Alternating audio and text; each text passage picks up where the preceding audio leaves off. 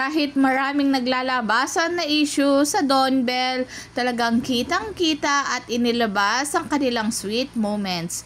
Kita pa dito na nakasilip si Joao habang sweet na nagpipictorial ang dalawa. At syempre, hindi nakaligtas ang picture na ito sa mga netizen.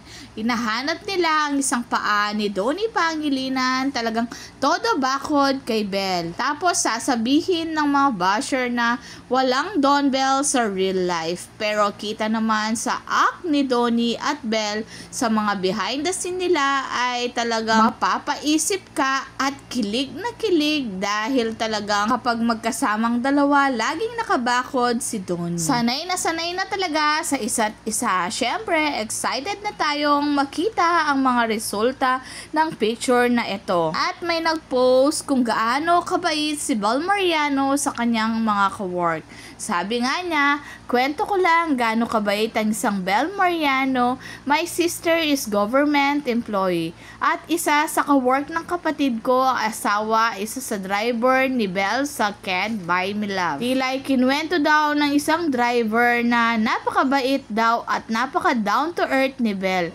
Walang arte at nung December daw ay may binigay si Bel sa kanyang mga staff at siya daw ang nagbigay ng pamasko.